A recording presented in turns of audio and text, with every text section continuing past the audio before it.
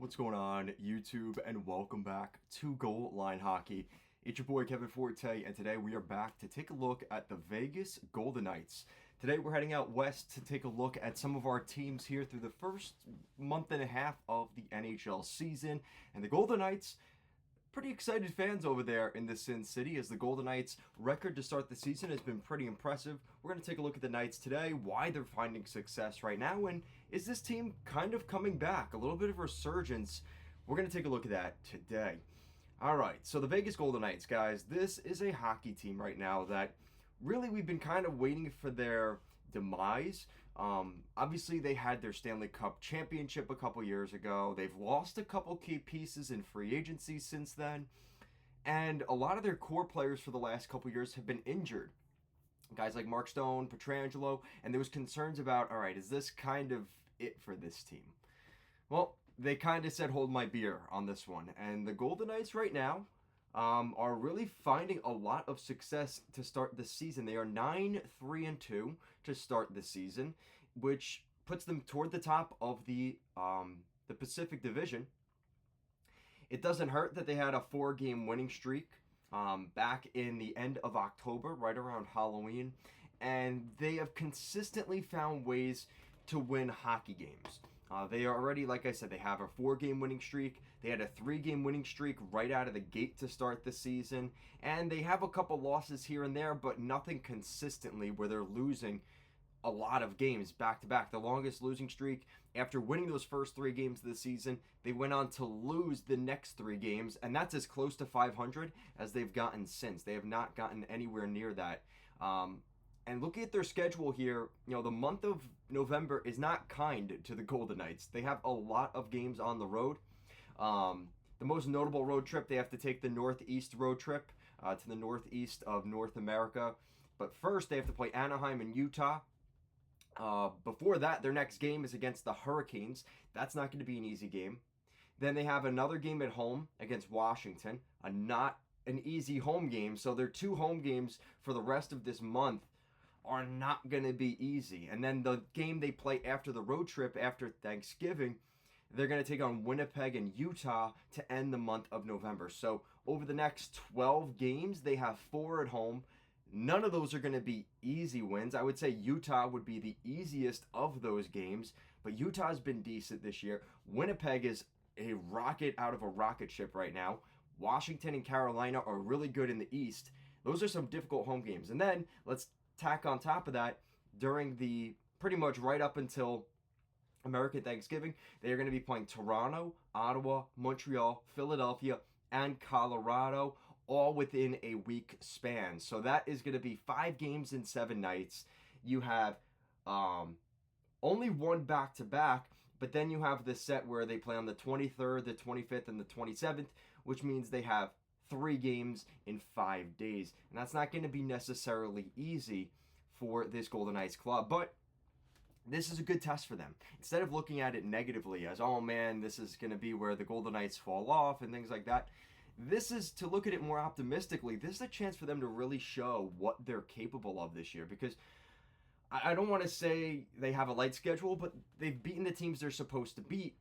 But that schedule hasn't been the most difficult. They've already played the San Jose Sharks, the Ducks, the Blues, the Avalanche when they were just god-awful earlier this season.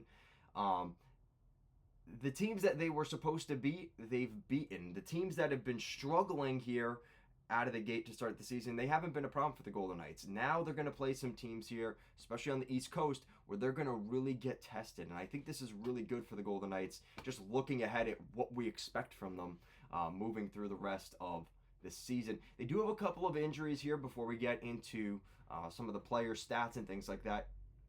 So we have a couple of injuries here. So Victor Olofsson, who has obviously been out since the beginning of the season. Ilya Samsonov, he is a game-time decision. He did not play against Seattle the other night. So we're still waiting to see what happens there. And then looking at their power play, special teams, things like that, their penalty kill, a little bit below average. You'd like to see that get a little bit better. And their power play is playing really well. Their power play is top 5 in the National Hockey League at around 32%. So power play is really good. Penalty kill, leaves you wanting more to be desired there. And then looking at the team's point leaders, I mean, no real surprises here. Jack Eichel, he's got 22 points already this year in 14 games. So he's playing well above a point per game out of the gate. Mark Stone, we talked about him earlier in the video, right? How was he going to continue his career? He's had some injury hiccups over the last couple years. How would he do this year? He's right back on track. He's got 21 points already this season, and he is one of the leaders on this team for goals. Now, this one might surprise you a little bit. Who is leading the Golden Knights for goals this season? It's not Eichel. It's not Stone. It's not Barbashev. It's Pavel Dorofeyev.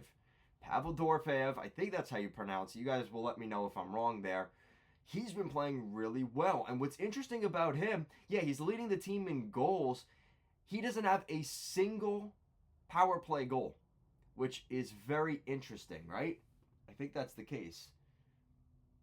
Yeah, he does not have a power play goal. So, oh no, he does. He has 4 power play goals, excuse me. He has 4 power play goals on the season. So obviously he's been a big part of the power play there.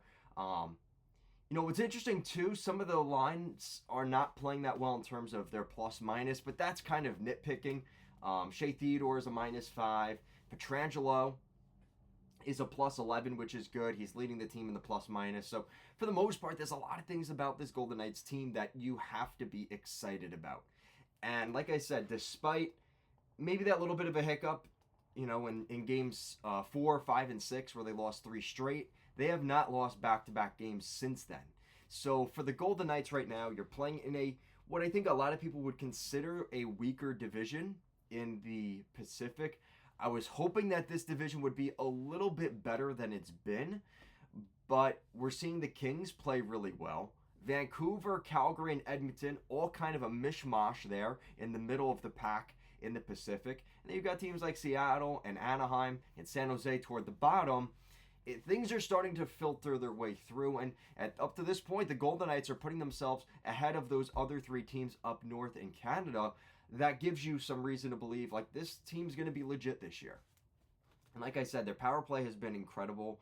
Pietrangelo is doing what he needs to do. He's back playing his game. I think some of the health of the players around him has made his game better, and we talked about that a lot last year, as I think Alex Pietrangelo was kind of overcompensating. He was trying to make up for guys around him, wasn't trusting his defensive pairmen and his players around him. He was bringing the puck in himself, turning the puck over, making just mistakes that you wouldn't expect from Alex Pietrangelo.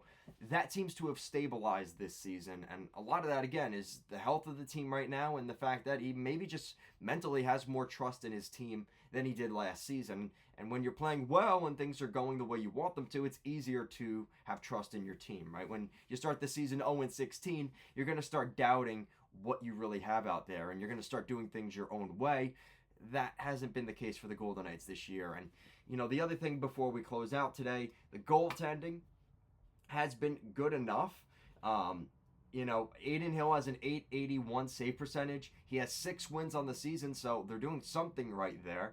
And then Ilya Samsonov has a .906 save percentage. So between the both of them, you know, I think this has always been the case with the Golden Knights. They never have that number 1 goalie. They always have a 2-goalie, 3-goalie, 4-goalie system. Going back to their first season when they joined the National Hockey League, this has always been a thing for the Golden Knights, but they always find a way. And even though Adin Hill and Samsonov's numbers aren't that impressive, and now that Samsonov's going to be injured, depending on how long or short of an injury that is, Adin Hill is going to get the starts now. And if his numbers improve from an .881 to a .900 save percentage, that could make things even better for the Golden Knights on this road trip that they're going to be going on here over the next 2 weeks. But I want to know what you guys think in the comment section down below. What do you guys think of the Vegas Golden Knights? I think they're legit. I really think this is a team that's going to get back to the playoffs. They're probably going to be in the running for winning this division again. I think it's going to be a 2-headed race, potentially 3, depending on how much Edmonton can come back. I could see it being something like the Oilers, the Kings, and the Golden Knights, all 3 of those competing for the top of the division, and everybody else is going to kind of filter their way through whether they make the playoffs or not in the Pacific. But thanks for watching today's video. Make sure to like, comment, share, and subscribe to the channel. As always, thank you guys for watching, and I'll see you again next time.